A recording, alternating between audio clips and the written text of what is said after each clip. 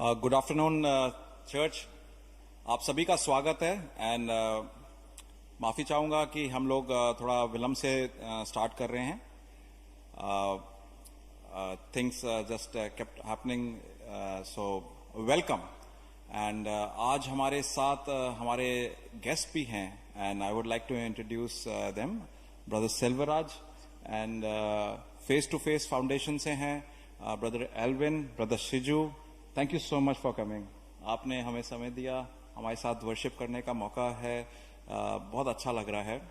And ये मेरा विश्वास है कि जो ये रेवलेशन की सीरीज है, आज वर्शिप होगी, पास्टर हर्षित वचन शेयर करेंगे, टीना वचन पढ़ेगी। ये मेरा विश्वास है कि प्रकाशित वाक्य 1:3 जहाँ पे लिखा है वचन को बोलने वाले, वचन को सुनने वाले और वचन को करने वाले आशीषित होंगे। एंड यही उम्मीद है कि वचन बोलने वाले, हम लोग जो सुनने वाले हैं और वचन को करने वाले आशीष प्राप्त करें। एंड ये समय होगा कि आप अपने मनों को शांत करें। ये समय होगा जितने भी डिस्ट्रैक्शंस हैं आपके चारों तरफ, उसको दूर कर दें। अब हम परमेश्वर के पवित्र भवन में जा रहे हैं, पवित्र भवन में बैठेंगे और उनकी आराधना करेंगे। आइए प्रार्थना करते हैं। सर्वशक्तिमान दयालु प्रभु, सर्वशक्तिमान प्रेमी प्रभु, सर्वशक्तिमान विजयी प्रभु, हम धन्यवाद देते हैं। हम धन्यवाद देते हैं आपके प्रेम का, हम धन्यवाद देते हैं इस मौके का, हम धन्यवाद देते हैं इस समय का। आज जब हम आपकी आराधना करते हैं प्रभु जी, तो उसमें कोई भी किस्म की दुविधा, बाधा या डिस्ट्रैक्शन आता है, उसे आप दूर करें। हम आपके वचन के गिरफ्त में रहें और आज आपको देख सकें, जान सकें। हम बदले हुए जाएं आज की आराधना के बाद। मैं प्रार्थना करता हूं मेरे भाइयों के लिए जिन्होंने अपना बहुमूल्य समय दिया हमारे साथ आके वर्शिप करने का। उनके ऊपर आपकी आशीष हो प्रभु जी।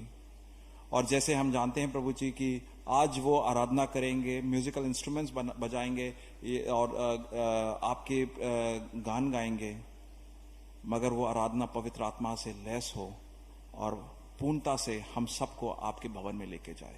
मैं प्रार्थना करता हूं जो वचन टीना पढ़ेगी, बोल उसके हों मगर विचार आपके निकलें प्रभु जी। मैं प्रभु जी प्रार्थना करता हूं इस समय पास्टर हर्षित के लिए। उन्हें तैयारी करी होगी, वचन देंगे, वचन बोलेंगे, आवाज भी होगी, मगर वो पवित्र आत्मा की उपस्थिति में, पवित्र आत्मा के द्वारा हमारे दिलों तक आए। ये सारी प्रार्थनाएं प्रभु यीशु मसीह के नाम से मांगते हैं, आमीन।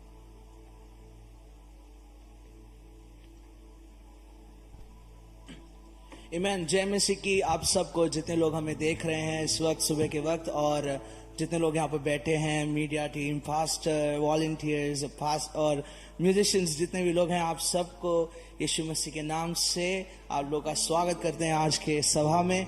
और शुरू करने से पहले आज एक वचन पढ़ेंगे। Can read it in English. Psalms भजन संगीता उसका 23वां वचन और उसका 4, 5 और 6। सो वेरी कॉमन, ये बहुत ही ज्यादा एक कॉमन चैप्टर है, बट ये जो 4, 5 और 6 वचन जो है, ये मेरे जीवन में खासकर इस समय में परमेश्वर ने मेरे से बहुत ही ज्यादातर में से इन 3 वचनों के द्वारा बात किया।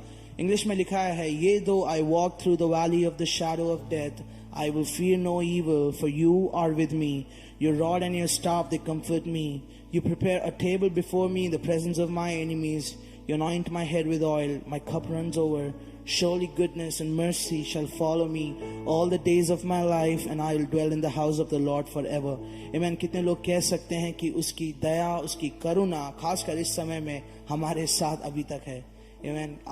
ऐसे माहौल में और ऐसे हालातों में भी वो सच्चा खुदा हमारे साथ, हमारे संग चलने वाला, हमारे हाथ को थाम कर चलने वाला है। मैं कितने लोग विश्वास करते हैं? अगर आप विश्वास करते हैं, आप मिलकर जहाँ कहीं भी अपने घरों पे हैं, जहाँ कहीं भी हैं, मिलकर बोले कि हाँ, हम विश्वास करते हैं कि उसकी दया, उसकी करुणा सदा संग हमारे साथ रहती है।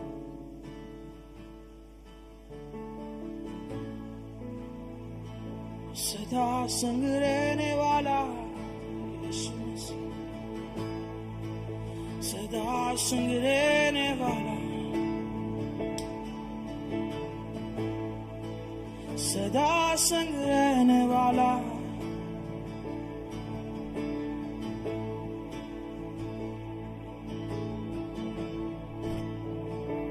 सदा संग रहने वाला यीशु मसीह। कल आज और सर्वदा यीशु तू ही है खुदा। मिलकर बोलेंगे कल आज और सर्वदा यीशु तू ही है खुदा। कल आज और सर्वदा यीशु तू ही है खुदा। कल आज और सर्वदा यीशु तू ही है खुदा। मिलकर बोलेंगे तू राज करे, तू राज करे, तू राज करे सारी दुनिया पे। घुटने टिके सारे घुटने टिके, घुटने टिके तेरे नाम के लिए। तू राज करे, तू राज करे, तू राज करे सारी दुनिया पे। घुटने टिके सारे घुटने टिके, घुटने टिके बस यीशु नाम के लिए। तू राज करे, तू राज करे, तू राज करे सारी दुनिया पे।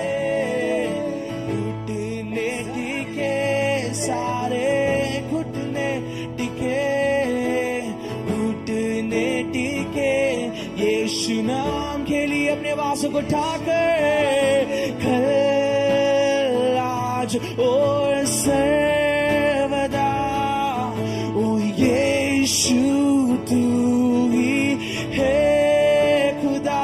सदा संग हर आज और सर्वदा यीशु तू ही है खुदा। अपनी आवाज़ों को उठाकर कल आज और सर्वदा बस यीशु तू ही है खुदा।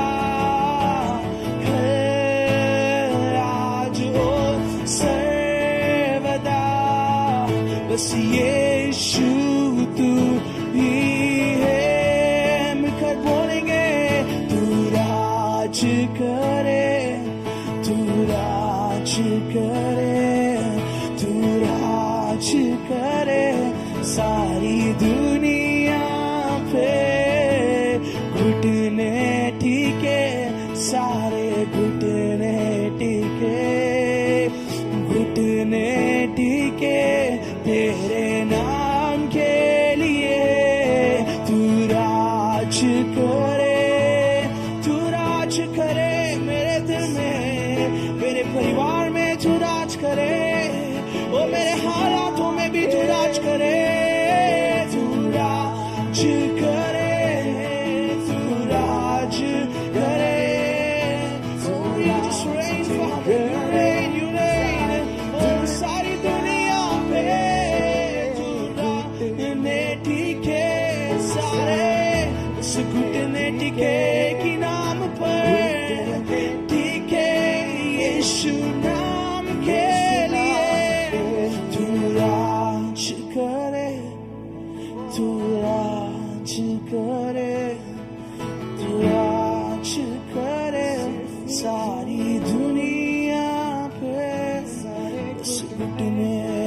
टिके, सारा घुटने टिके, बस एक ही नाम, यीशु नाम, बस यीशु है। मेरे हालातों में भी बस तू ही जिंदा है, मेरे आने और जाने में भी तू मेरे संग है। ओ जिंदा तू रहता, ओ जिंदा खुदा, तू जिंदा खुदा मेरे जीवन में है तू। ओ जिंदा खुदा, तू जिंदा है, तू जिंदा है। यीशु मसीह जिंदा है, जिंदा है। इवन कितने लोग बोल सकते हैं मेरे परिवार में भी तो जिंदा है, ओ मेरे हालातों में भी तो जिंदा है, ओ मेरे आने और जाने में भी, ओ मेरे ना ना ना, ओ मेरे परिवार के हर एक हालातों में भी तो जिंदा है, ओ तू जिंदा है। मिलकर बोलेंगे बस हर शय कहती है यीशु है जिंदा। हर सूझो मैं देखूं दिखता तू जिंदा। हर शय कहती है यीशु है जिंदा, जिंदा जिंदा यीशु जिंदा, जिंदा जिंदा मेरा यीशु जिंदा। बोलेंगे जिंदा, जिंदा मेरा यीशु जिंदा, जिंदा जिंदा मेरा यीशु तू है जिंदा, जिंदा जिंदा मेरा यीशु तू है जिंदा, जिंदा जिंदा मेरा यीशु तू है जिंदा। ओ जिंदा जिंदा मेरा यीशु जिंदा, जिंदा जिंदा मेरा यीशु जिंदा। ओ गुन गुन गुन करता तेरे नगमों से रंग भरता, बस कन कन ये बोले मनवा अंदर तू रहता। मेरे दिल के अंदर गुन गुन करता तेरे नगमों से रंग भरता, बस कन कन कन बोले मनवा अंदर तू रहता। जिंदा जिंदा मेरा यीशु तू है जिंदा, जिंदा जिंदा मेरा यीशु तू है जिंदा, जिंदा जिंदा मेरा यीशु तू है जिंदा। ओ जिंदा तू है जिंदा, यीशु मसीह तू है जिंदा, जिंदा जिंदा। क्या हम अपने अपनी जगह पर खड़े होकर क्या इस बात का हम ऐलान कर सकते हैं कि मेरे जीवन में वो जिंदा है, मेरे हर एक परिस्थितियों में वो जिंदा है। मिलकर बोलेंगे वो जिंदा तू है जिंदा, ओ यीशु मेरा जिंदा, जिंदा जिंदा मेरा यीशु तू है जिंदा, जिंदा जिंदा ओ यीशु तू है जिंदा, जिंदा जिंदा मेरा यीशु जिंदा। बस तू जिंदा है, बस तू जिंदा है। सारे नाम और आदर की योग्य है, सारे नाम और आदर के योग्य बस यीशु नाम।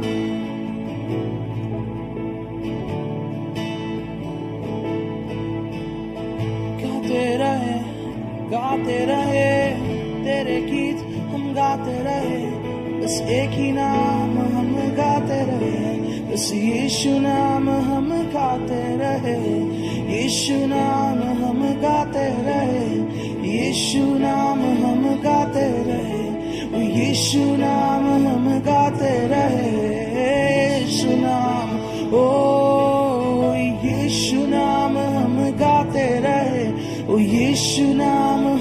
गाते रहे, यीशु नाम हम गाते रहे, बस एक ही नाम सबसे महान, यीशु नाम हम गाते रहे, यीशु नाम हम गाते रहे, यीशु नाम हम गाते रहे, बस एक ही नाम सबसे महान, यीशु नाम हम गाते रहे, यीशु नाम हम गाते रहे, यीशु नाम हम गाते रहे, बस एक ही नाम है वो, यीशु नाम हम गाते रहे, यीशु नाम हम गाते रहे, यीशु नाम हम गाते रहे, बस एक ही नाम सबसे महान, यीशु नाम हम गाते रहे, यीशु नाम हम गाते रहे, यीशु नाम हम गाते रहे,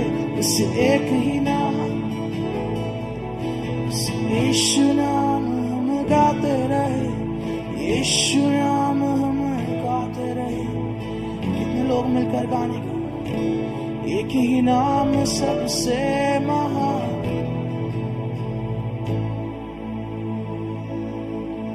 तेरा नाम काफी है, काफी है, काफी है, काफी है, तू काफी है, तू काफी है मेरे लिए। कितने लोग बोलेंगे तू काफी है, तू काफी है मेरे लिए, यीशु मसीह तू काफी है, तू काफी है मेरे लिए, तू काफी है, तू काफी है मेरे लिए, तू काफी है, तू काफी है मेरे लिए, तू काफी है, तू काफी है मेरे लिए।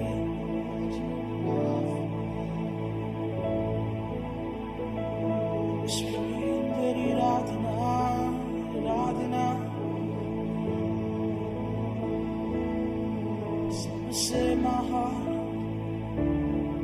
सारे नामों में श्रेष्ठ एक ही नाम, यीशु नाम, सारे नामों में श्रेष्ठ, नामों से बढ़कर एक ही नाम, सब नामों से बढ़कर वो बस एक ही नाम, बस एक ही नाम, तेरे बिना मैं कुछ नहीं यीशु, तेरे लिए मैं जिंदा हूँ यीशु, तेरे बिना मैं कुछ नहीं यीशु, तेरे लिए मैं जिंदा हूँ यीशु, तेरे बिना मैं कुछ नहीं यीशु, तेरे लिए मैं जिंदा, सिर्फ तेरे लिए, सिर्फ तेरे लिए। एक बात, ये बहुत ही सच्ची बात है कि जब हमारे अपनों ने हमें दूर किया, जब हमारे अपने, जो हमारे खुद के परिवार वालों ने जब हमें दूर किया, वो अपनी बाहों खोलकर हमारे खड़ा रहता है। कितने लोग ये बात मानते हैं और कितने लोग इस बात पे सहमत हैं कि वो मेरे लिए, चाहे मेरे अपने छोड़ दे, चाहे मेरे खुद के परिवार वाले छोड़ दे, वो मेरे साथ है, वो अपनी बाहों को खोलकर मेरे साथ खड़ा है। मैं कितने लोग बोल सकते हैं मिलकर गाएंगे? जब सबने मुझे दूर कर दिया, तूने मुझे प्यार से बाहों में लिया। जब सबने मुझे दूर बस कर दिया, तूने मुझे प्यार से बस बाहों में लिया। जब सबने मुझे दूर कर दिया, तूने मुझे प्यार से बाहों में लिया। जब सबने मुझे दूर बस कर दिया, तूने मुझे प्यार से बस बाहों में लिया। जब सबने मुझे दूर बस कर दिया, तूने मुझे प्यार से बस बाहों में लिया।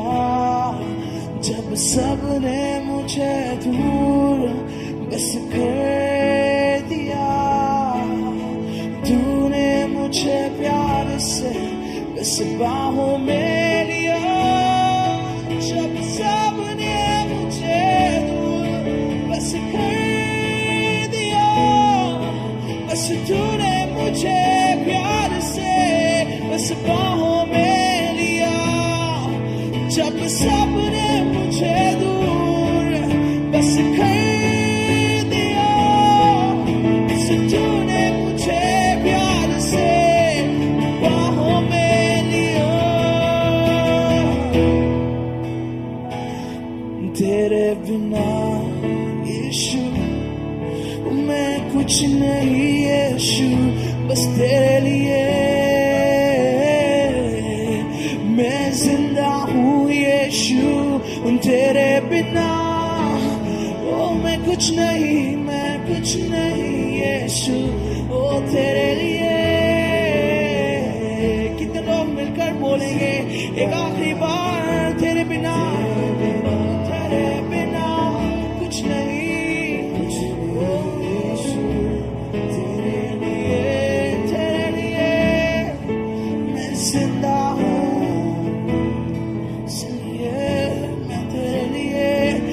तेरे लिए जिंदा हूँ यीशु।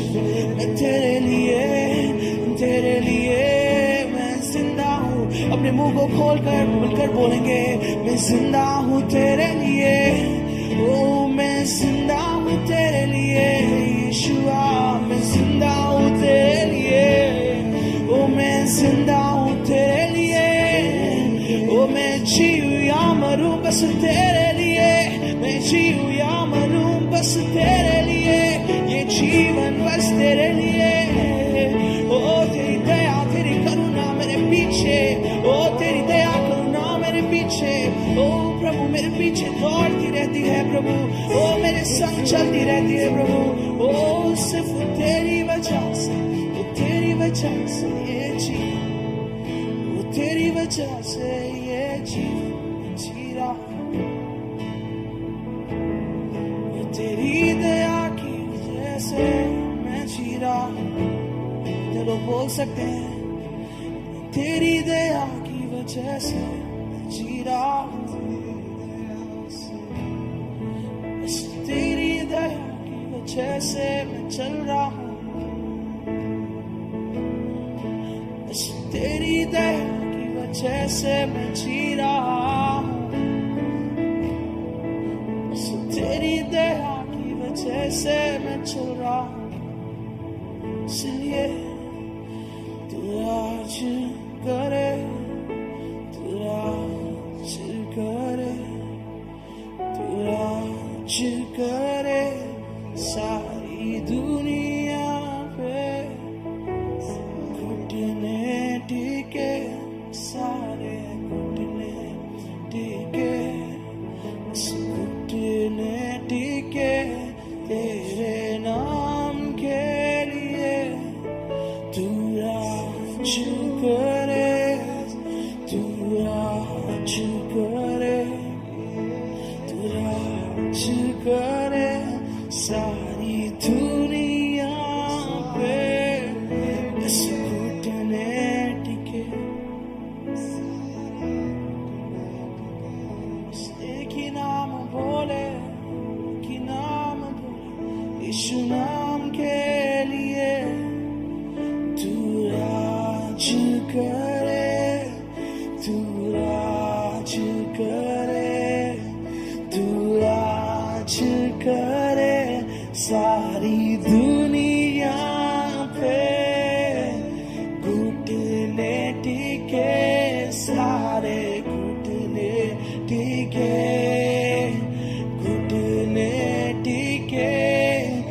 यीशु नाम के लिए तू राज करे, तू राज ओ मेरे जीवन में, मेरे परिवार में, मेरे शहर में, मेरे देश में। इस घुटने टिके, सारे घुटने टिके, इस घुटने टिके। Can we all come? क्या हम अपनी जगह पर एक आखिरी बार खड़े हो सकते हैं? Even the media team and all the pastors here, और जो भी लोग हमें देख रहे हैं, और ये एक समय जो हम अपने हाथों को इस देश की ओर बढ़ाकर हम बोलेंगे, प्रभु तू इस देश में राज करे, प्रभु प्रभु इस देश में तू राज करे, प्रभु प्रभु सारे लोग, सारे शहर, सारी जाति, हर एक लोग एक ही नाम का अंगीकार करे, बस यीशु नाम सारे कोने में, सारे शहर में बस एक ही नाम गूंजता रहे। करे क्या हम अपने हाथों को अपने देश की ओर बढ़ाकर, अपने परिवारों की ओर बढ़ाकर कि प्रभु तू राज करे, प्रभु मेरे परिवार में, मेरे शहर में, मेरे देश में, कि आप कहीं से भी हो सकते हैं। तू राज करे, तू राज करे, तू राज करे भारत देश में। बस घुटने टिके, सारे घुटने टिके, घुटने टिके यीशु नाम के लिए। तू राज करे, तू राज करे, तू राज करे भारत देश में। घुटने टिके, सारे घुटने टिके, बस एक ही नाम पर, ओ यीशु नाम के। हम अपने शहर के लिए तू राज करे, तू राज करे, तू राज करे सारी दुनिया पे। बस घुटने टिके, सारे घुटने टिके, घुटने टिके। क्या हम बोल सकते हैं कि तू जिंदा है इस भारत में? तू जिंदा, जिंदा यीशु, तू है जिंदा, जिंदा, जिंदा मेरा यीशु। Come on, क्या हम इसको, can you make it personal? जिंदा, जिंदा मेरा यीशु, तू है जिंदा, बस जिंदा, जिंदा मेरा यीशु, तू है जिंदा, जिंदा, जिंदा मेरा यीशु, तू है जिंदा, बस जिंदा, जिंदा मेरे जीवन में तू जिंदा है, जिंदा, जिंदा मेरा यीशु, तू है जिंदा, बस जिंदा, जिंदा मेरा यीशु, तू है जिंदा, जिंदा, जिंदा मेरा यीशु, तू है जिंदा, जिंदा, जिंदा मेरा यीशु, जिंदा। तू राज करे, तू राज करे, तू राज करे सारी दुनिया पे। घुटने टिके, सारे घुटने टिके, घुटने टिके यीशु नाम के लिए।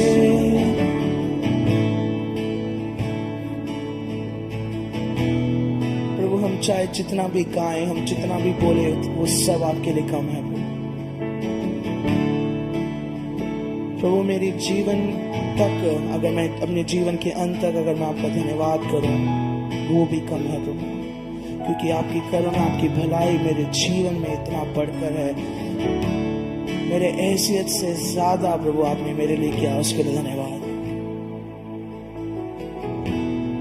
और प्रभु हम कलीसिया एक मन होकर आज प्रभु हम अपने भारत देश के लिए, हम अपने परिवार के लिए, और हम अपने हमारे पर्सनल जीवनों के लिए प्रभु हम इस बात को बोलते हैं कि प्रभु तू ही सिर्फ हमारे जीवन में राज करे। मेरे दिन की शुरुआत आप, मेरे दिन की अंत भी प्रभु आपसे। सारे आदर और महिमा के योग्य प्रभु यीशु मसीह के नाम से हम इस प्रार्थना को मांगते हैं। आमीन।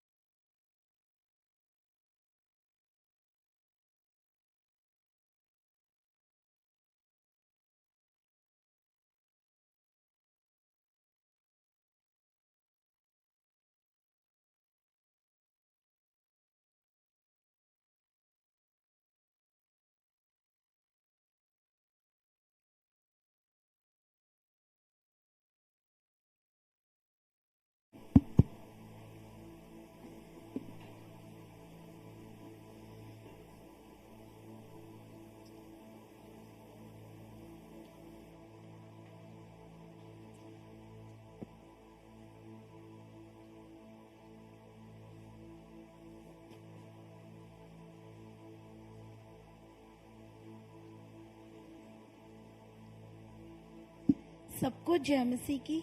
आइए प्रकाशित वाक्य अध्याय 7 का 1 से 11 तक। इज़राइल के 1,40,000 लोग। इसके बाद मैंने पृथ्वी के चारों कोनों पर 4 स्वर्गदूत खड़े देखे। वह पृथ्वी के चारों ओर हवाओं को थामे हुए थे, ताकि पृथ्वी या समुद्र किसी पेड़ पर हवा न चले। फिर मैंने एक और स्वर्गदूत को जीवन परमेश्वर की मोहरें लिए हुए पूरब के ऊपर की ओर आते देखा। उसने उन चारों स्वर्गदूतों से, जिन्हें पृथ्वी और समुद्र की हानि करने का अधिकार दिया गया था, ऊंचे शब्द से पुकार कर कहा, जब तक हम अपने परमेश्वर के दासों के माथे पर मोहरें न लगा दे, तब तक पृथ्वी और समुद्र और पेड़ों को हानि न पहुंचाना। जिस पर मोहरें दी गई, मैंने उसकी गिनती सुनी, अर्थात इज़राइल की संतानों के सब गोत्रों में से 1,44,000 पर मोहरें दी गई। यहूदा के गोत्र में से 12,000 पर मोहरें दी गई। रूबेन के गोत्र में से 12,000 पर, गाद के गोत्र में से 12,000 पर, आशेर के गोत्र में से 12,000 पर, नप्ताली के गोत्र में से 12,000 पर, महशहा के गोत्र में से 12,000, शमोन के गोत्र में से 12,000 पर, लेपी के गोत्र में से 12,000, इसहाक के गोत्र में से 12,000, जबलून के गोत्र में से 12,000 पर, यूसुफ के गोत्र में से 12,000 और बिन्यामीनियों के गोत्र में से 12,000 पर मोहरें दी गई। एक बड़ी भीड़। इसके बाद मैंने दृष्टि की और देखो, हर एक जाति और कुल और लोगों की भाषा में से एक ऐसी बड़ी भीड़ जिसे कोई गिन नहीं सकता था, सफेद वस्त्र पहने और अपने हाथों में खजूर की डाली लिए हुए सिंहासन के सामने और मेमने के सामने खड़ी है और बड़े शब्द से पुकार कर कहती है, उद्धार के लिए हमारे परमेश्वर जो सिंहासन पर बैठा है और मेमने का जय जयकार हो। और सारे स्वर्गदूत और उस सिंहासन और प्रचानियों और चारों प्राणियों के चारों ओर खड़े हैं। फिर वह सिंहासन के सामने मुंह के बल गिर पड़े और परमेश्वर को दंडवत करने लगे। सबको जय मसीह की।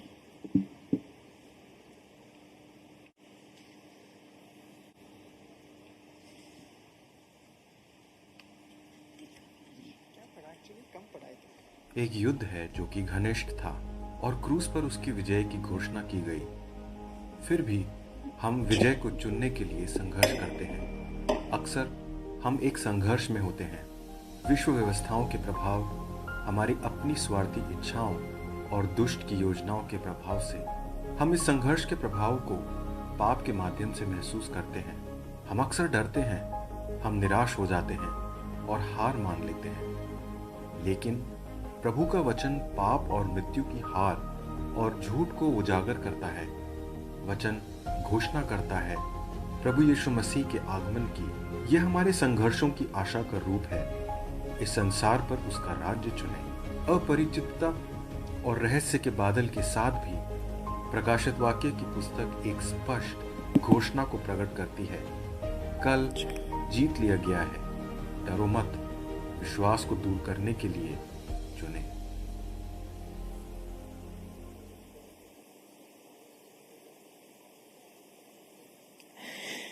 आप सभी को जय मसीह की।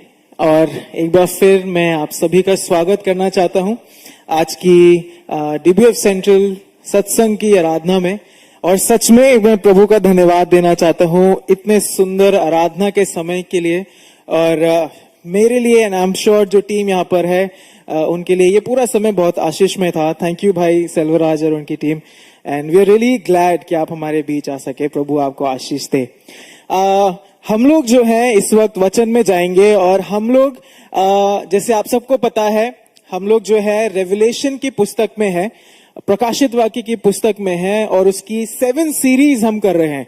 और इन 7 सीरीज या इस जो शीर्षक है इस पूरे सीरीज का वो है कल पर विजय है, डरो मत, विश्वास से विजयी रहो। अगर आपने पिछले कुछ सर्मन सुने हैं तो यही विषय पे हम लोग बात कर रहे हैं कि कल पर विजय है, डरो मत, विश्वास से विजयी बने रहो। आइए प्रार्थना करें और प्रभु के हाथ में इस समय को सौंपें। प्रभु जी, हम आपका धन्यवाद देना चाहते हैं कि आप महान हैं, आप सर्वशक्तिमान हैं। धन्यवाद देते हैं प्रभु कि आप जीवित हैं और हमारे बीच इस वक्त उपस्थित हैं। प्रभु जी, आपसे विनती करना चाहते हैं प्रभु कि जब हम आपके वचन से पढ़ते हैं, समझते हैं, सीखते हैं, प्रभु जी हमारा वचन का पढ़ा जाना प्रभु हमारे लिए एक आशीष का कारण बन सके, ये प्रार्थना है। इस वक्त हम सबसे बात करें, हमारे कान खुले हैं, हमारा दिल खुला है प्रभु, हमसे बात करें। हर तरीके की डिस्ट्रैक्टिंग थॉट्स और हर तरीके के टेक्निकल ग्लिच से प्रभु आप बचाएं और मदद करें प्रभु कि इस समय हम आपकी आवाज को सुन सकें और आपके वचन से जो आप हमें कहना चाहते हैं, उस दृश्य को जो आप हमें दिखाना चाहते हैं प्रभु, उसके द्वारा हमारा आत्मिक जीवन और बढ़ सके। सारा आदर महिमा आपको देते हुए यीशु मसीह के नाम से आमीन। अब जब हम वचन में जाते हैं, इससे पहले कि हम आज के खंड में जाएं जो कि प्रकाशित वाक्य में है, मैं आप सबसे ये रिक्वेस्ट करूंगा कि आप मेरे साथ एक चीज इमेजिन करिए। मान लीजिए कि आप जो है अपने दफ्तर से या कहीं बाहर जो लेडीज हैं वो वहां से घर पहुंचते हैं। अब ये इलस्ट्रेशन सबके लिए लागू है, चाहे आप आदमी हैं, औरत हैं, बच्चे हैं, यूथ हैं, हर एक किस के लिए जो है ये लागू है।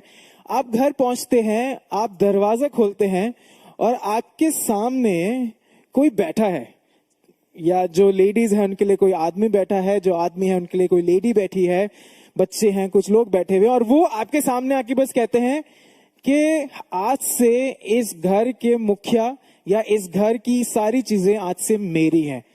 सिर्फ घर ही नहीं, तुम्हारा परिवार भी आज से मेरा है, क्योंकि मैंने बहुत सुना है कि तुम कुछ काम नहीं करते हो, तुम अच्छे पति नहीं हो, तुम अच्छी बीवी नहीं हो, तुम अच्छे बच्चे भी नहीं हो, आप बाहर जा सकते हो और आज से मैं इस घर में रहूंगा। अगर ऐसा आपके साथ होता है या आप में से किसी के साथ होता है तो आपका क्या रिएक्शन रहेगा? मतलब अगर आप दिल्ली के हैं तो सीधा मार धाड़ पे उतर आएंगे, लेकिन यूजुअली हम या तो डिप्रेस्ड रहेंगे या सोचेंगे कि ये क्या हो रहा है, मुझे तो पता ही नहीं, मुझे किसी ने कुछ बताया ही नहीं है, ये क्यों हो रहा है ऐसा ही कुछ हम लोग सोचेंगे। अब एक और विचार मैं आपके सामने रखूंगा और वो विचार ये है कि हम भी जो है कई बार यही चीज परमेश्वर के साथ भी करते हैं। हम में से कई लोग कई बार यही चीज परमेश्वर के साथ भी करते हैं। हमें पता है कि विश्वासी के द्वारा अनुग्रही से मेरा उद्धार हुआ है, यीशु मसीह की मौत के द्वारा मैं चंगा हो गया हूं, मेरा उद्धार हो चुका है, स्वर्ग में जा रहा हूं मैं। परमेश्वर जो है अनुग्रहकारी है, परमेश्वर दयालु है। मैं अपने मन से जानता हूं कि मुझे परमेश्वर से अपने पूरे संपूर्ण मन, हृदय, प्राण से प्रेम करना है। मैं जानता हूं कि जब मैं यीशु मसीह को ग्रहण कर चुका हूं तो मुझे एक बदला हुआ जीवन जीना है। ये सब जानने के बाद भी मैं ऐसा जीवन जीता हूं जो कि एक बदलाव वाला जीवन नहीं है। और जिस तरीके से मैंने ये कहानी आपके साथ शेयर करी, हम भी यही चीज करते हैं प्रभु के साथ कि तुम अच्छे प्रभु नहीं हो, तुम चले जाओ, मैं अपनी जिंदगी अपने तरीके से चलाना चाहता हूं। तुमने मेरी प्रार्थना नहीं सुनी, अब मुझे तुम्हारी जरूरत नहीं है, मैं अपने तरीके से अपने जीवन को चलाना चाहता हूं। क्यों ऐसा होता है हमारे जीवन में? कभी आपने सोचा है? अगर आप अग्री करते हैं तो क्या आपने कभी सोचा है कि मेरे जीवन में ऐसा क्यों होता है, या मैं ऐसा क्यों करता हूं, ऐसा क्यों करता हूं? इसका जवाब जो है हम आज इस अध्याय में देखेंगे। लेकिन संक्षिप्त में अगर बोलूं तो इसका जवाब बस यही है कि मैं समझा ही नहीं हूं कि परमेश्वर कौन है और यीशु मसीह ने मेरे और आपके लिए सचमुच में किया क्या है। इसी वजह से ये सब मेरे साथ होता है। और आज हम प्रकाशित वाक्य 4 और 5 अध्याय में यही चीज देखेंगे और हम यही देखेंगे कि हमें विजय मिल चुकी है।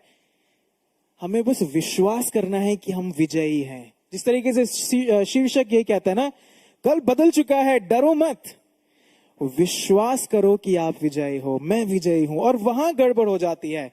आज हम इसी चीज पे बात करेंगे, विश्वास से विजय, विश्वास से विजयी। मैं रिक्वेस्ट करूंगा, हम सब खोल सकते हैं प्रकाशित वाक्य उसका 4था अध्याय, और हम 4थे और 5वें अध्याय को देखेंगे। लेकिन अभी के लिए देखते हैं 4था अध्याय, उसकी पहली आयत इस प्रकार कहती है, इन बातों के बाद जो मैंने दृष्टि की तो क्या देखता हूं कि स्वर्ग में एक द्वार खुला हुआ है, और जिसको मैंने पहले तुरही से शब्द से अपने साथ बातें करते सुना था, वही कहता है, यहां ऊपर आ और मैं वे बातें तुझे दिखाऊंगा जिनकी इन बातों के बाद पूरा होना अवश्य है।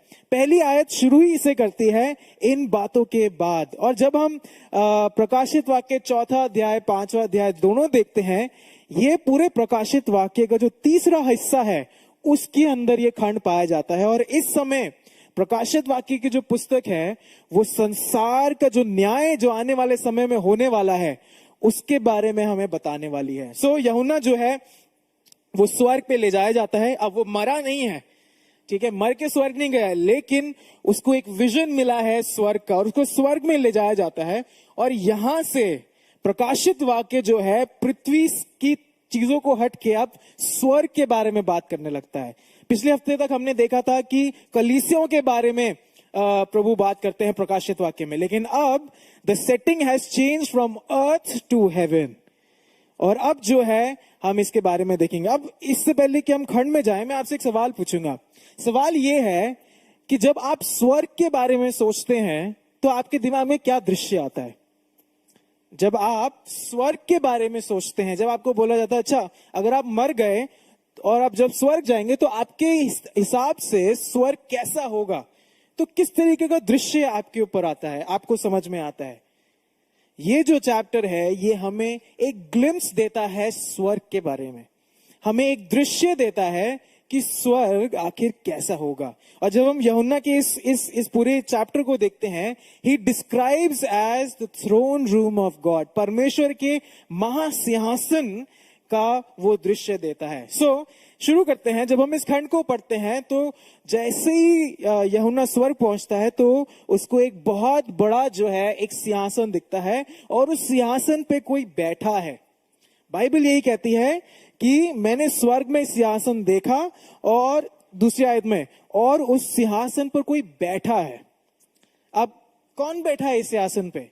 Naturally is talking about God. Naturally प्रभु के बारे में वो बात कर रहा है। उस बड़े सिंहासन पे परमेश्वर विराजमान है।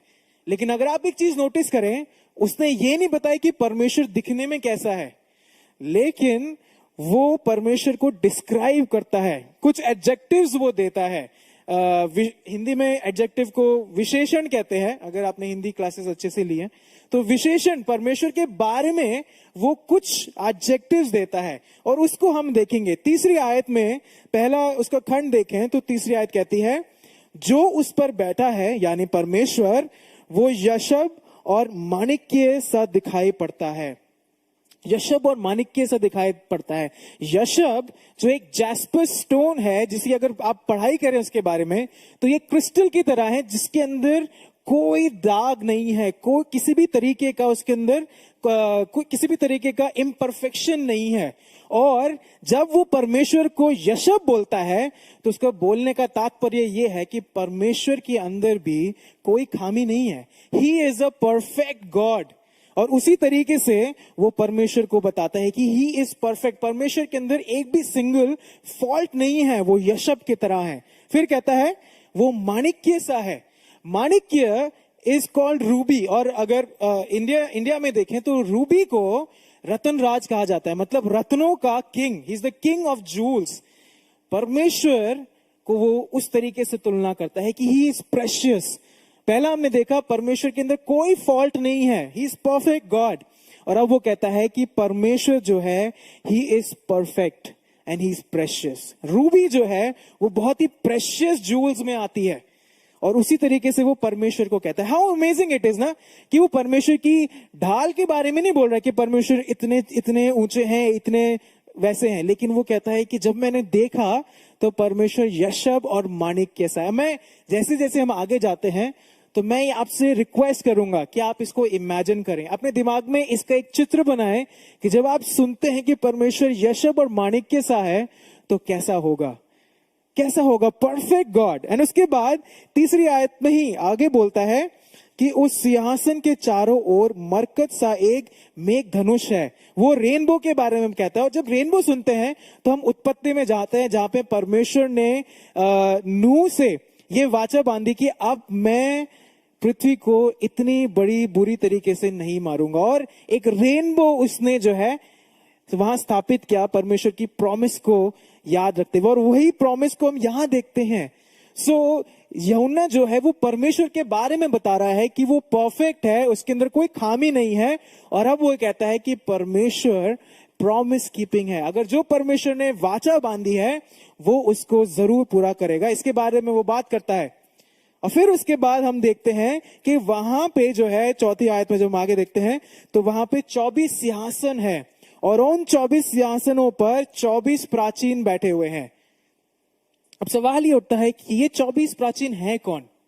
24 प्राचीन है कौन? जब चौथी आयत में देखते हैं, आप मेरे साथ पढ़ सकते हैं, वहां इस प्रकार लिखा है, उस सिंहासन के चारों ओर 24 सिंहासन हैं। इन सिंहासनों पर 24 प्राचीन श्वेत वस्त्र पहने हुए बैठे हैं, उनके सिरों पर सोने का मुकुट है। अब जब ये दृश्य वो देखता है तो ये दृश्य जो है कलीसिया का दृश्य है। ये बॉडी ऑफ क्राइस्ट जो आप और मैं हैं उनके बारे में दर्शाता है कि हम लोग जिन्होंने यीशु मसीह को ग्रहण किया है, जब मर जाएंगे तो हम परमेश्वर के साथ रहेंगे और हमें वो क्राउन मिलेगा जब हम स्वर्ग में पहुंचेंगे। उसके बारे में हम यहाँ पे देखते हैं। और फिर जब आगे वो डिस्क्राइब करता है, उस सिंहासन से बिजलियां और गर्जन निकल रही हैं। हाउ, अब आप इसको इमेजिन करिए कि एक बहुत बड़ा सिंहासन है, वहां से बिजलियां और गर्जन निकल रही हैं, तो किस तरीके का थॉट आपके दिमाग में आएगा? यूहन्ना परमेश्वर की सामर्थ और उसकी शक्ति को यहां पे बताता है, सामर्थ और शक्ति को बताता है। और उसके बाद हम जब आगे देखते हैं डिस्क्रिप्शन में तो वो कहता है कि वहां पे 7 दीपक हैं जो कि परमेश्वर की 7 आत्माएं दर्शाती हैं। और ये 7 आत्मा को जब देखते हैं, परमेश्वर पवित्र आत्मा के बारे में यहाँ पे जिक्र है। और 7 जो नंबर है कंप्लीटनेस को दर्शाता है। तो इसका मतलब ये है कि यूहन्ना जो है ये बोल रहा है कि there is fullness of spirit in heaven, fullness of spirit in heaven. फिर उसके बाद जब हम आगे देखते हैं 6वें वर्स के अंदर वो कहता है, उस सिंहासन के सामने मानो बिल्लौर समान कांच का सा समुद्र है। सिंहासन के बीच में और सिंहासन के चारों ओर 4 प्राणी हैं, उनके आगे पीछे आंखें ही आंखें हैं। ये कौन से प्राणियों की बात कर रहा है? जब आप एजिकियल की पुस्तक पढ़ते हैं वहां पे इन प्राणियों का जिक्र है और ये चेरुबीम कहा जाता है। और जब यहाँ पे जिक्र हो रहा है कि इनके पूरी जगह पे आंखें ही आंखें हैं, यहाँ पे हमें परमेश्वर के बारे में एक और चीज पता चलती है कि परमेश्वर जो है सब कुछ देख रहा है। आंखें उस चीज को दर्शाती हैं कि परमेश्वर से कोई भी चीज छुपी नहीं है। आपके पाप परमेश्वर से नहीं छुपे हुए, आपकी खुशी का समय परमेश्वर से नहीं छुपा। परमेश्वर नोज ऑल, परमेश्वर आपके बारे में सब जानता है। ये जो 4 क्रीचर्स हैं उसके बारे में हमें दर्शाते हैं, लेकिन ये 4 एक जैसे नहीं है, 4 अलग अलग क्रीचर्स हैं। एक जो है सिंह के समान है, शेर के समान है, दूसरा ऑक्स के समान है, तीसरा जो है उसका शक्ल मनुष्य का सा है, और चौथा जो है वो ईगल के समान है। ये चारों जो है हमें परमेश्वर के बारे में एक और चीज बताती हैं। सी को अगर हम देखें तो सी जो है फियर्सनेस, प्रचंडता से जो मार करने वाला है, उसके बारे में दर्शाता है कि परमेश्वर शक्तिशाली है। वो बचाने के लिए जब आता है तो सीधा पहुंच सकता है आपके लिए। वो उसकी शक्ति को वहां दर्शाता है, फॉर्मनेस को दर्शाता है, और परमेश्वर की इंटेलिजेंस को दर्शाता है। ये सारी चीजें जब हम देख रहे हैं ये दृश्य को, अगर आप मेरे साथ इमेजिन कर रहे हैं, तो आई एम श्योर जब मैं भी पढ़ा था, I was just enjoying this view कि परमेश्वर इतना सर्वशक्तिशाली है, इतना महान है। ये पूरा जो दृश्य है ये हमें परमेश्वर की पूर्णता के बारे में दिखाता है कि परमेश्वर है कौन, परमेश्वर है कौन। अब फिर से चलते हैं जो मैंने आपसे इंसिडेंट या इमेजिन करने को बोला। हम लोग बदला हुआ जीवन इसलिए नहीं जी पाते क्योंकि हम जान ही नहीं पा रहे कि परमेश्वर है कौन। We are not able to live a transformed life because we haven't understood who God is. हमारे लिए परमेश्वर सिर्फ वो है जो दयालु है, जो विलंब से जो मेरे साथ हमेशा रहता है। लेकिन यहां पे हम जब देखें तो परमेश्वर सामर्थी है, परमेश्वर सामर्थी। और हमारी से ये गलती हो जाती है कि हम जो है परमेश्वर को हल्के में लेने लगते हैं। उसके बारे में जो है हमें पता चलता है। और जब यहां पे देखें तो यूहन्ना जब स्वर्ग गया तो वो सिर्फ और सिर्फ परमेश्वर के बारे में बता रहा है। यहां पे हमारे लिए एक जानने वाली चीज ये है कि प्रियो, स्वर्ग जो है वो रिवॉर्ड्स या सोने की सड़कें इसके बारे में नहीं है, या जो आप इमेजिन कर रहे हैं, जो मैंने कहा था उसके बारे में नहीं है। Heaven is only and only about God and his glory. स्वर्ग जो है वो परमेश्वर और उसकी महिमा के बारे में है और कुछ नहीं। परमेश्वर और महिमा, उसकी महिमा के बारे में, क्योंकि ये सारा दृश्य मुझे परमेश्वर के बारे में बताता है, परमेश्वर के बारे में मुझे ज्ञात कराता है। अब एक और चीज मैं बोलूंगा, इसको समझने के लिए अगर कोशिश करें। अब ये मान लीजिए कि क्यों हम समझे नहीं है प्रभु को, इसके लिए एक एग्जाम्पल शेयर करूंगा मैं। अब आप घर में हैं अपने, और आपको पता चलता है कि दिल्ली के सीएम आपके घर पे रहने आ रहे हैं। जब वो रहने आ रहे हैं तो क्या आप नॉर्मल शॉर्ट्स एंड बनियान में उनके सामने घूमेंगे? आई एम श्योर नहीं। हमारा बोलने का तरीका, हमारे कपड़े पहनने का तरीका, हमारा अपने आसपास के लोगों से बात करने का तरीका भी बदल जाएगा। क्यों? क्योंकि हमें पता है कि दिल्ली का सीएम मेरे घर पे आ रहा है, मैं रहने आ रहा है, जो पावरफुल है। क्योंकि हम जानते हैं, हम क्योंकि परमेश्वर को पूरी तरीके से नहीं जाने, हम समझ ही नहीं पाए कि कितना महान परमेश्वर है। इस दुनिया के सबसे पावरफुल लोगों से भी महान हमारा परमेश्वर है। अगर हम वो समझ जाएंगे तो हमारा जीने का तरीका वो बदल जाएगा। क्योंकि हर समय मैं इस कोशिश में रहूंगा कि मुझसे कुछ गलती ना हो जाए, क्योंकि जो महान परमेश्वर है वो मुझे निरंतर देख रहा है। वो सर्वशक्तिमान है, वो परफेक्ट है, उसके अंदर कोई दाग नहीं है। वो है आपका और मेरा परमेश्वर। The reason why we are struggling in our lives because we haven't understood God, and विश्वास में थोड़ी कमी है। अब इसको एक समझने के लिए आप मेरे साथ निकाल सकते हैं यशाया 41:10। काफी फेमस वर्स है, लेकिन यहां पे जो है, जो प्रभु कहता है वो हमें समझ में आएगा। यशाया उसका 41वां अध्याय और उसकी 10वीं आयत। यहां पे कहता है, मत डर क्योंकि मैं तेरे संग हूं, इधर उधर मत ताक क्योंकि मैं तेरा परमेश्वर हूं। मैं तुझे दृढ़ करूंगा और तेरी सहायता करूंगा, अपने धर्ममय दाहिने हाथ से मैं तुझे संभाले रहूंगा। ये परमेश्वर कहता है कि तू इधर उधर मत ताक, मैं तेरा परमेश्वर हूं। लेकिन यूजुअली हमारे जीवन में जब कठिनाइयां आती है तो हम हड़बड़ाने लगते हैं कि मैं अपने तरीके से इसको देखने लगूं, लेकिन हम भूल जाते हैं कि जिस परमेश्वर पे हम विश्वास करते हैं वो राजाओं का राजा है, उसका सिंहासन इतना महान है, वो यशब और माणिक्य सा है, वो सिंह के तरह है, मेरे साथ निरंतर रहता है। The God we serve is the God of power, strength and intellect and बहुत सारी चीजें। जिस परमेश्वर की हम आराधना करते हैं, जिस परमेश्वर की हम आराधना भी कर रहे थे, जितना गीत गा रहे थे कि प्रभु तू राज करे, वो परमेश्वर है जो सामर्थी है, शक्तिशाली है, वो आपसे प्रेम करता है। उस परमेश्वर की जो है हम आराधना करते हैं। Okay, let's move on. आगे जब हम जाते हैं 5वें अध्याय में और चीज होती है। 5वें अध्याय में जब हम देखते हैं तो यूहन्ना जब परमेश्वर की सामर्थ को देखता है, फिर वो देखता है कि इस महान परमेश्वर के दाहिने हाथ में एक पुस्तक है, और ये पुस्तक जो है 7 मोहरों से बंद की गई है। अब इसके बारे में देखें तो ये पुस्तक एक स्क्रोल की तरह है, और जो 7 सील्स हैं या 7 मोहर है, वो इस चीज को दर्शाती है कि परमेश्वर एकदम से ही फ्यूचर नहीं बता देंगे, स्टेप बाय स्टेप आने वाले समय की बातें पूरी होंगी। तभी पहला अध्याय जब पहली आयत देखते हैं तो यूहन्ना स्वर्ग इसलिए गया कि उसको आने वाले समय की बातों के बारे में पता चले, और ये सील उसी चीज को दर्शाती है। और 2 से 5 आयत में जब हम देखते हैं तो यूहन्ना जो है बहुत क्यूरियस है ये जानने के लिए कि इसमें क्या लिखा हुआ है, and he awaits for the response, और उसको रिस्पॉन्स मिलता है। तीसरी आयत आइए साथ में पढ़ते हैं। यहां पे लिखा है, परंतु ना पृथ्वी में ना पृथ्वी पर परंतु ना स्वर्ग में ना पृथ्वी पर ना पृथ्वी के नीचे कोई उस पुस्तक को खोलने या उस पर दृष्टि डालने के योग्य निकला। अब ये चीज जो है स्वर्गदूत बोल रहा है यूहन्ना को कि इस पुस्तक के खोलने के योग्य कोई नहीं। स्वर्गदूत मतलब इंसानों की तो बात छोड़ ही दीजिए जो अपने आप को हर एक व्यक्ति से ऊंचा समझते हैं। स्वर्गदूत कह रहा है कि nobody is worthy enough to open the seal of this book, कोई भी इस योग्य नहीं है, और इस वजह से जो है यूहन्ना रोने लगता है। हम सब जानना चाहते हैं, अगर मैं आपसे पूछूं क्या आप जानना चाहते हैं कि अगले हफ्ते आपके साथ क्या होगा, आई एम श्योर आप सबका जवाब हाँ होगा। हम सब जानना चाहते हैं कि मेरे साथ अगले क्षण क्या हो जाएगा, क्योंकि अगर मुझे पता है तो मैं अपना आज उस तरीके से जीने लगूंगा।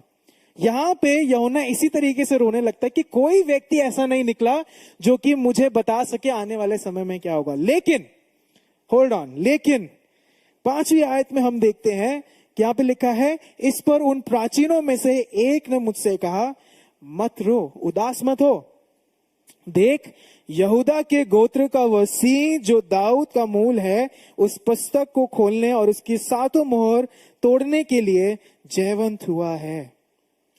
कुछ ट्रांसलेशन में यहूदा के गोत्र, कौन है ये, कौन है यहूदा के गोत्र का सिंह? कुछ ट्रांसलेशन में बहुत अच्छी तरीके से लिखा है और मुझे बड़ा अच्छा लगता है वो पढ़ना, कि यहूदा का बब्बर शेर।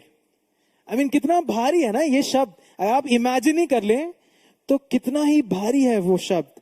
कहते कौन है यहूदा के गोत्र का वो बब्बर शेर, किसकी बात हो रही है? अगर यही देखें, लायन ऑफ जूडा जो है वो एक मिसियानिक, एक मसीह का टाइटल था जो कि पुराने नियम में हम देखते हैं, लेकिन ये इस चीज को दर्शाता है, सिंह जो है फियर्सनेस और स्ट्रेंथ को दर्शाता है। सिंह जो है फाड़ खाने के योग्य है, उसके अंदर पूरी ताकत है कि सामने वाले व्यक्ति को चीर डाले। स्ट्रेंथ के बारे में बात हो रही है, और वही चीज यहाँ पे यूहन्ना याद करता है, उसको प्राचीन बता रहा है। और 6वीं आयत में जब हम देखते हैं, तब मैंने उस सिंह और चारों प्राणियों और उन प्राचीनों के बीच में मानो एक वध किया हुआ मेमना खड़ा देखा, उसके 7 सींग और 7 आंखें थी। ये परमेश्वर की 7 आत्मा है जो सारी पृथ्वी पर भेजी गई थी। उसको प्राचीन बोलता है कि यहूदा का वो बब्बर शेर जो है उसको खोलने के योग्य है, और वो मुड़ता है और उसको दिखता है एक मेमना जो वध किया हुआ है। अब मेमना क्या होता है? आप सबने मेमना देखा है। एक मेमना या शीप का जो बच्चा है वो इनोसेंस और सिंप्लिसिटी के बारे में जाना जाता है। इनोसेंस और सिंप्लिसिटी, सिंपल है ये, सिंप्लिसिटी के बारे में जाना जाता है। और यहूदी कल्चर के अंदर मेमने को इस्तेमाल किया जाता था कि मैं अपने पापों की क्षमा प्राप्त कर सकूं। बलि चढ़ाई जाती थी, और उसके बारे में यहाँ पे जिक्र हो रहा है। बाइबल कहती है कि वो वध किया हुआ मेमना है। यूहन्ना उसको, उसके स्कार्स को देख रहा है, उस मेमने की जो चोट लगी हुई है उसको देख रहा है, जो भाला शायद मारा गया होगा उस मेमने को, वो देख रहा है। लेकिन इंपॉर्टेंट चीज अगर आपने नोटिस करी तो वो कहता है वो मेमना खड़ा है ना। How beautiful. अगर आप इमेजिन करें कि अगर मैं किसी को मार दूं तो वो तो लेट जाएगा, लेकिन यहां पे वो कह रहा है वो वध किया हुआ मेमना जिसकी बलि चढ़ी हुई है वो खड़ा है। इसका मतलब ये है कि ये जो मेमना जिसका वध हुआ है वो फिर से जीवता है, वो फिर से जीवता है, वो खड़ा हुआ है। उसकी जो स्कार्स है वो दिख तो रहे हैं लेकिन वो मरा नहीं है, वो जी उठा है और वो खड़ा है। फिर वो कहता है इस मेमने की क्या है? 7 सींग है और 7 आंखें हैं। 7 सींग है, मैं जैसे मैं कह रहा था कि 7 जो नंबर है वो कंप्लीटनेस को दर्शाता है। He has seven horns, मतलब he has complete power। ये मेमना जो वध किया हुआ है, जो खड़ा है, जीवित है, इस मेमने के पास अल्टीमेट पावर है, अल्टीमेट पावर है, और ये सब चीज देखता है। आंखें उस चीज को दर्शाती है। फिर 7 और 10 में हमें इसके बारे में और पता चलता है, और कहता है उसने आकर उसके दाहिने हाथ से, मतलब परमेश्वर के दाहिने हाथ से जो सिंहासन पर बैठा है, वो पुस्तक ले ली। जब उसने पुस्तक ले ली तो चारों प्राणी और 24 प्राचीन उस मेमने के सामने गिर पड़े। उनमें से हर एक के हाथ में वीणा और धूप, जो पवित्र लोगों की प्रार्थनाएं हैं, से भरे हुए सोने के कटोरे थे। वे नया गीत गाने लगे। ध्यान दीजिएगा इधर। तू इस पुस्तक के लेने और इसकी मोहरें खोलने के योग्य है, क्योंकि तूने वध होकर अपने लहू से हर एक कुल और भाषा और लोग और जाति में से परमेश्वर के लोगों को मोल लिया है, और उन्हें हमारे परमेश्वर के लिए एक राज्य और याजक बनाया, और वे पृथ्वी पर राज्य करते हैं। कौन है? अब मैं ये सवाल हमने तो पढ़ लिया, कौन है वो जो यहूदा का बब्बर शेर है? कौन है वो जो मेमना बना और वध हुआ और अपने लहू से लोगों को मोल लिया? किसके बारे में बात हो रही है? कौन है वो यहूदा का बब्बर शेर जो पूरी सामर्थ रखता है, लेकिन वो साथ साथ मेमना है जो वध किया गया है, और अपने लहू से, उस मेमने ने अपने लहू से लोगों को मोल लिया है? किसके बारे में बात हो रही है? ये यीशु मसीह के बारे में बात रही, क्योंकि यीशु मसीह है जो यहूदा का बब्बर शेर है। He is the lion of Judah, he is the ultimate messiah, क्योंकि वही सामर्थी है, वही फियर्स है। फियर्स का अगर हिंदी में देखें प्रचंड है, पूरी सामर्थ रखता है यीशु मसीह। लेकिन वो आपके और मेरे लिए वो मेमना बना जो वध किया गया, वो मेमना बना जो स्लॉटर किया गया आपके और मेरे पापों के कारण, और उसके लहू के द्वारा हमें छुटकारा मिला। उसके बारे में यहां बात हो रही है। फ्रीडम फ्रॉम पाप से छुटकारा मिला, अंधकार की शक्तियों से छुटकारा मिला, हर एक चीज से जो है छुटकारा मिला। And because he died for us, उसने आपके और मेरे लिए जान दी।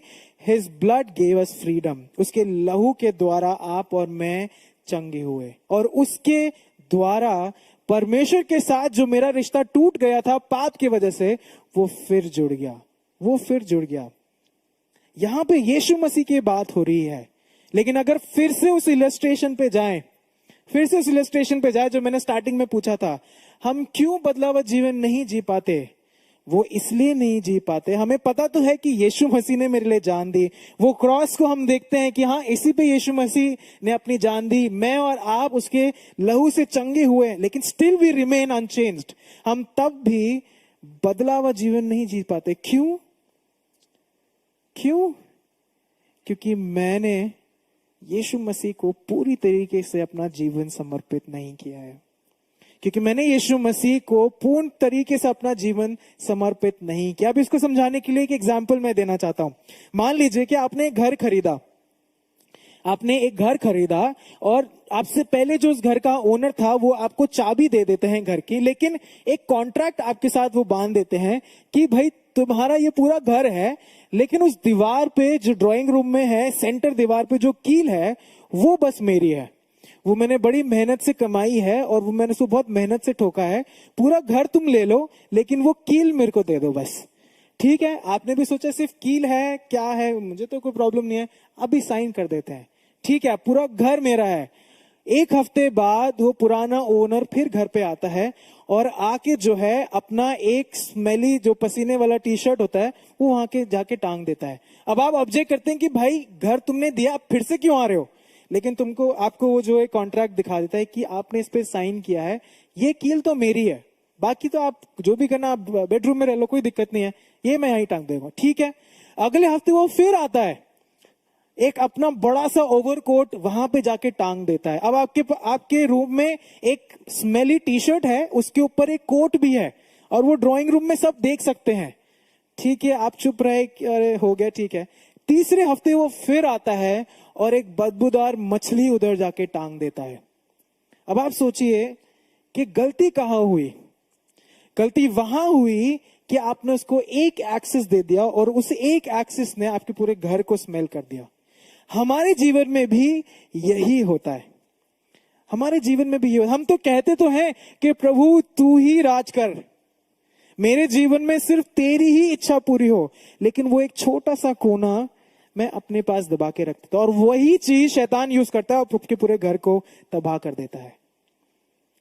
हम समझ ही नहीं पाए हैं कि यीशु मसीह ने मेरे लिए क्या किया है। हम कहते तो हैं कि मैं विजयी हूं, लेकिन विश्वास नहीं कर पाए हैं अभी तक, पूरी तरीके से विश्वास नहीं किया। हम अपना पूरा जीवन सरेंडर नहीं कर पाए हैं यीशु मसीह को। वहां गड़बड़ हो जाती है, वहां गड़बड़ हो जाती है। आज जो वचन है हमें यही इनकरेज करता है कि मुझे ये विश्वास करना है कि मैं विजयी हूं। और विश्वास कैसे, इसका एक रिस्पॉन्स भी है, मेरा कर्तव्य बनता है कुछ करने का। कैसे मैं विश्वास करूं? हम इसी अध्याय, इन्हीं 2 चैप्टर्स में जो है इसका हम सोल्यूशन भी पाते हैं। आप निकाल सकते हैं फिर से 4था अध्याय, उसकी 9 से 11 आयत में मैं पढ़ देता हूं। यहाँ पे इस प्रकार लिखा है, जब वे प्राणी उसकी जो सिंहासन पर बैठा है और जो युगानुयुग जीवता है महिमा और आदर और धन्यवाद करेंगे, तब 24 प्राचीन सिंहासन पर बैठने वाले के समान गिर पड़ेंगे और उसे जो युगानुयुग जीवता है प्रणाम करेंगे और वे अपने अपने मुकुट उसके सिंहासन के सामने कहते हुए डाल देंगे कि हे प्रभु, हे परमेश्वर, तू ही महिमा और आदर और सामर्थ के योग्य है, क्योंकि तू ही ने सब वस्तुएं सृजी और वे तेरी ही इच्छा से हैं और सृजी गई। यहां पे विश्वास के बारे में मैं इसलिए कह रहा हूं, अगर आप इब्रानियों 11 पढ़ें तो विश्वास का हमें परिभाषा मिलती है। क्या है विश्वास? आशा की हुई वस्तुओं का निश्चय और अनदेखी वस्तुओं का प्रमाण। यूथ जो देख रहा है, आपको शायद ये रटा हुआ होगा क्योंकि हमने बहुत बार इस बारे में बात करी है। लेकिन विश्वास क्या है? आशा की हुई वस्तुओं का निश्चय और अनदेखी वस्तुओं का प्रमाण। अब मैं इसलिए कह रहा हूं क्योंकि हैव फेथ, या हमें विश्वास करना जरूरी है कि परमेश्वर ही है सब चीज। मेरी हर एक चीज का जो सोर्स है वो परमेश्वर ही है, क्योंकि 4था अध्याय में परमेश्वर की विशालकाय महिमा के बारे में हमें बताता है कि परमेश्वर कौन है। प्लीज निकाल लीजिए याकूब उसका 1 अध्याय और उसकी 17वीं आयत। यहां पे इस प्रकार लिखा है, क्योंकि हर एक अच्छा वरदान और हर एक उत्तम दान ऊपर ही से है और ज्योतियों के पिता की ओर से मिलता है, जिसमें ना तो कोई परिवर्तन हो सकता है और ना अदल बदल के कारण उस पर छाया पड़ती है। ये हमें जानना जरूरी है कि मेरे जीवन का स्रोत सिर्फ परमेश्वर है, क्योंकि अगर हम ये जान जाएंगे तो मैं अपने परिश्रम पे निर्भर नहीं रहूंगा, लेकिन परमेश्वर पे निर्भर रहूंगा, ये जानते हुए कि मेरी कठिनाइयों में परमेश्वर मेरे साथ है, मेरे अच्छे समय में परमेश्वर मेरे साथ है। क्योंकि यहाँ पे हम यही देखते हैं कि परमेश्वर आपको आर पार जानते हैं। आप अपने परिवार वालों को गुमराह कर सकते हैं, लेकिन परमेश्वर को गुमराह नहीं कर सकते। दिक्कत वही आती है कि हम समझते नहीं है कि परमेश्वर है कौन। किस महान परमेश्वर से, allow me to use this word, किस महान परमेश्वर से हम पंगा ले रहे हैं, वहां दिक्कत आती है, वहां दिक्कत आती है। पहली चीज यही है, I need to understand this कि परमेश्वर कौन है। आपको और मुझे ये जानने की जरूरत है। दूसरी चीज, हम 5वें अध्याय की 11 से 14वीं आयत में हम दूसरी चीज देखते हैं। पहला देखा कि विश्वास करना, दूसरी चीज हम देखते हैं 11 से 14वीं आयत तक। जब मैंने देखा तो उस सिंहासन और उन प्राणियों और उन प्राचीनों के चारों ओर बहुत से स्वर्गदूतों का शब्द सुना, जिनकी गिनती लाखों और करोड़ों की थी, और वे ऊंचे शब्द से कहते थे, वध किया हुआ मेमना यानी यीशु मसीह ही सामर्थ और धन और ज्ञान और शक्ति और आदर और महिमा और धन्यवाद के योग्य है। फिर मैंने स्वर्ग में और पृथ्वी पर और पृथ्वी के नीचे और समुद्र की सब सृजी हुई वस्तुओं को और सब कुछ जो उनमें है ये कहते सुना, जो सिंहासन पर बैठा है उसका और मेमने का धन्यवाद और आदर और महिमा और राज्य युगान युग होती रहे। 14th वर्स बहुत इंपॉर्टेंट। चारों प्राणियों ने आमीन कहा और प्राचीनों ने गिरकर दंडवत किया। उन्होंने गिरकर दंडवत किया। जो हमने पढ़ा, सामर्थ और धन और ज्ञान और शक्ति और आदर और महिमा धन्यवाद के योग्य परमेश्वर है। ये एक डॉक्सोलॉजी है जो कि हमें परमेश्वर की 7 क्वालिटीज और यीशु मसीह की 7 क्वालिटीज के बारे में बताती है कि हमें उसकी प्रशंसा क्यों करनी है। हमें परमेश्वर की प्रशंसा इसलिए करनी है, आपको परमेश्वर की प्रशंसा इसलिए करनी है क्योंकि सिर्फ परमेश्वर यीशु मसीह ही सारी सामर्थ और सारे धन और सारे ज्ञान और शक्ति और आदर और महिमा के योग्य है, और वो आपकी धन्यवाद के योग्य है। लेकिन मैं इस चीज पे हमारा फोकस लेके जाना चाहता हूं कि जब उन्होंने यीशु मसीह और उसके कार्य को जाना तो उन्होंने गिरकर दंडवत किया। दंडवत करना जो एक एक्शन है, इट डिनोट्स फुल सबमिशन। दंडवत करना पूर्ण तरीके से अपने आप को समर्पित करने के बारे में दर्शाता है। हम कह तो सकते हैं कि मैंने यीशु मसीह को स्वीकार किया है, लेकिन एक्सेप्टेंस एंड सरेंडर में बहुत अंतर है। आप कह तो सकते हैं कि हाँ, यीशु मसीह को मैंने अपना उद्धारकर्ता करके स्वीकार किया है, लेकिन क्या आपने अपना संपूर्ण जीवन उसको समर्पित किया है कि नहीं? हम कह तो सकते हैं कि यीशु मसीह ही मेरा प्रभु है, लेकिन क्या वो आपके घर के हर एक कमरे में उपस्थित है? क्या वो आपके जीवन के हर एक कमरे में उपस्थित है? क्या आपने उसको अपने जीवन की पूरी बागडोर दे दी है? बागडोर देने का मतलब ये नहीं है कि आपका काम में प्रभु आपको सफलता दे। आपके पाप से छुटकारे में भी आपको यीशु मसीह की जरूरत है। यहां पे 4 और 5 अध्याय में हम परमेश्वर के बारे में तो देखते हैं, यीशु मसीह ने जो हमारे लिए किया उसके बारे में देखते हैं, लेकिन ये 4 और 5 अध्याय हमें कायल करते हैं मेरा कर्तव्य क्या है यीशु मसीह को की तरफ। मुझे विश्वास करना है कि मेरे जीवन की हर एक चीज परमेश्वर की ओर से आती है और अपने आप को पूरी तरीके से समर्पित करना है। समर्पित करना जरूरी है। एक्सेप्ट तो हर कोई करता है, एक्सेप्ट तो हर कोई करता है कि हाँ, यीशु मसीह ने क्रूस पे जान दी, लेकिन क्या समर्पित आपने किया है अपने आप को? और मैं इसी चीज से खत्म करना चाहता हूं, और इसी सवाल से खत्म करना चाहता हूं। क्या आपने अपने जीवन की हर एक चीज यीशु मसीह को दी है? क्योंकि यीशु मसीह ही है जो यहूदा का बब्बर शेर है। हाँ, वो आपसे प्रेम करता है, हाँ वो दयालु है, उसने आपके लिए अपनी जान दी है, लेकिन वो महान परमेश्वर है। हम वो चीज को हल्के में नहीं ले सकते। हम ये मैं कर ही नहीं सकता कि मैं यीशु मसीह की जो सामर्थ है उसको नजरअंदाज कर दूं, यीशु मसीह का जो न्याय है उसको नजरअंदाज कर दूं। मेरा ये कर्तव्य बनता है कि मैं संपूर्ण जीवन अपना यीशु मसीह को दूं। तो क्या आज आप, जब आपने ये जाना है कि परमेश्वर कौन है और यीशु मसीह वो वध किया हुआ मेमना है, क्या आज इस समय आप अपना हर एक चीज यीशु मसीह को समर्पित करने के लिए तैयार हैं कि नहीं? क्या आप अपना जीवन, अपना परिवार, अपना अंदरूनी वो चीज जो आप किसी को बताना नहीं चाहते, बदलाव नहीं लाना चाहते क्योंकि मुझे उस पाप में मजा आ रहा है, क्या आप तैयार हैं वो भी यीशु मसीह को देने के लिए? क्योंकि यीशु मसीह महान है, यीशु मसीह अतुल्य है, यीशु मसीह सामर्थी है, और वो आपको देखता है, आपके जीवनों को आर पार जानता है। मैं अपने परिवारजनों को बेवकूफ बना सकता हूं, मैं अपने परिवारजनों को गुमराह कर सकता हूं, लेकिन यीशु मसीह के सामने मैं कुछ नहीं कर सकता। अगर आज इस समय हम जीवन अगर अपना कोई खोखला जीवन जी रहे हैं कि बाहरी रूप से तो हम दिखा रहे हैं कि मैं बहुत बहुत ज्यादा आत्मिक हूं, लेकिन अंदर से मेरे अंदर गड़बड़ है, तो आज वो समय है कि मैं उसको आज परमेश्वर के सम्मुख ले आऊं, परमेश्वर के सम्मुख ले आऊं। आइए, जब हम इस गीत को गाते हैं तो परमेश्वर के आप सोच विचार कर सकते हैं, वो जिंदा है, वो आपके बीच उपस्थित है। क्या आप तैयार हैं वो डिसीजन लेने के लिए, पुनः समर्पित करने के लिए?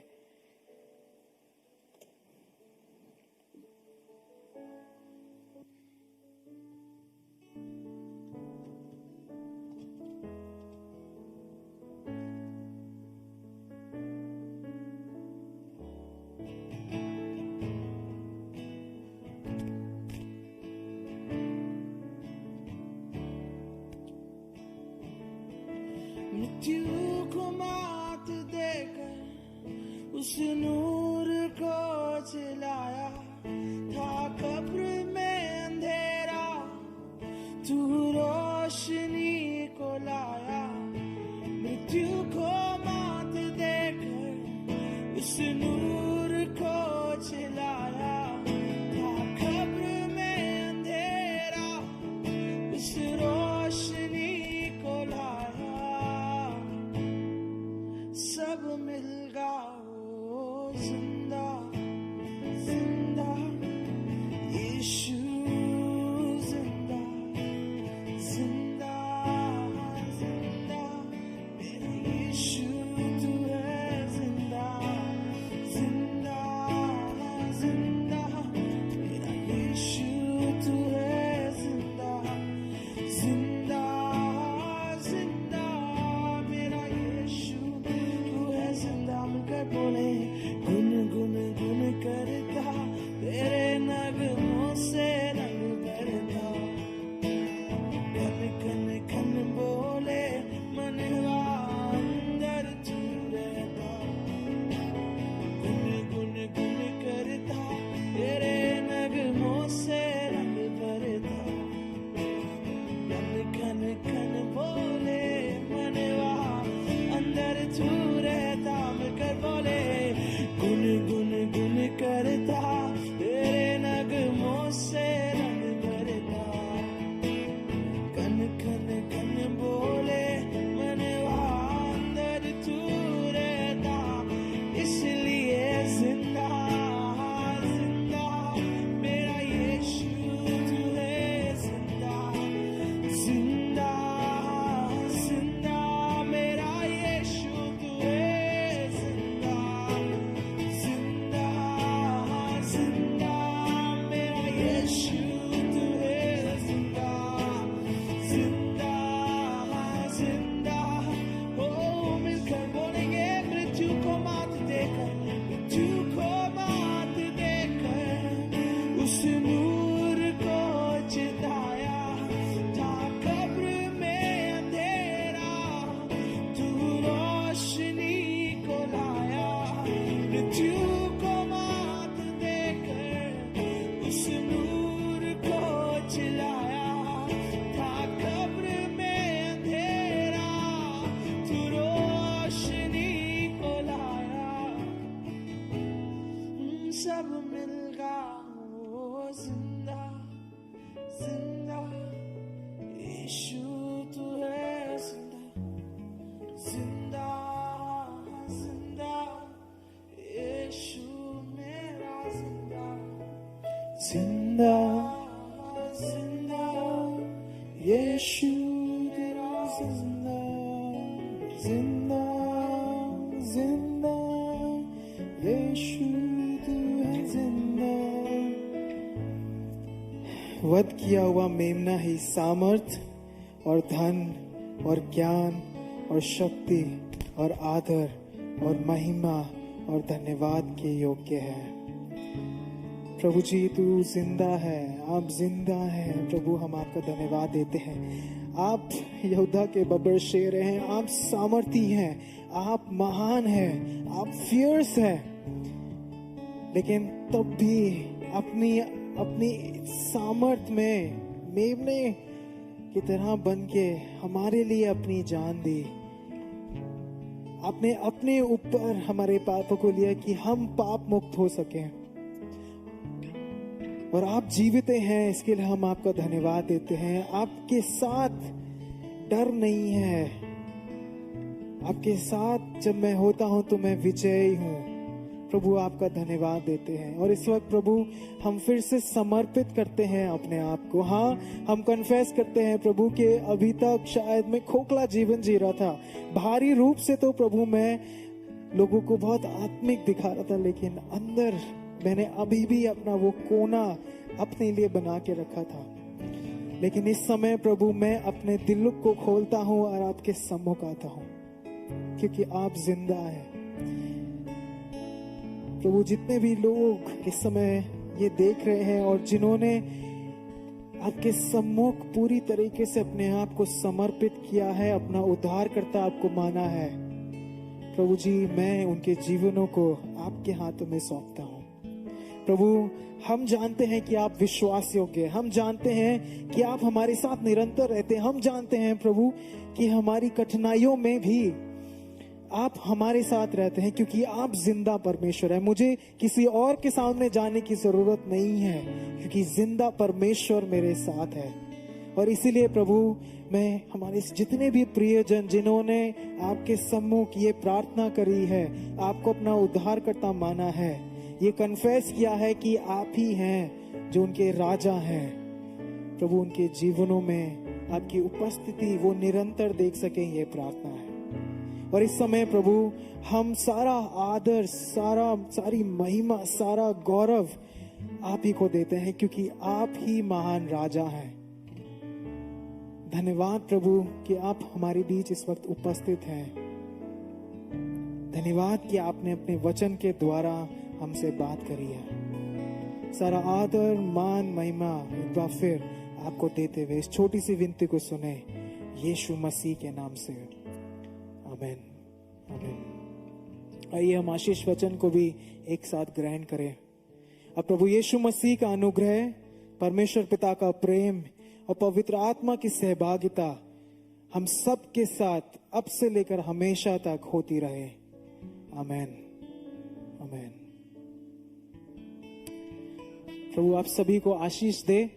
एंड यदि आपने अपना जीवन प्रभु को सौंपा है, तो हम आपकी मदद करना चाहते हैं आपके विश्वास के कदमों में।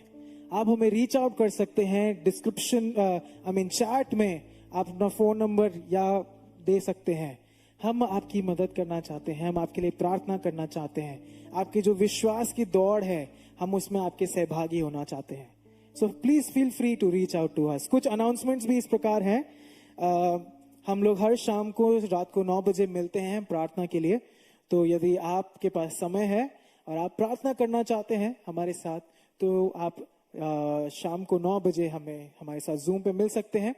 साथ ही यदि आप या तो यूथ या टीन्स या संडे स्कूल में अपने बच्चों को भेजना चाहते हैं, तो तब भी आप हमें रीच आउट कर सकते हैं। हमारी teens ministry, youth ministry and Sunday school ministry चलती है। आप उसमें भागी हो सकते हैं।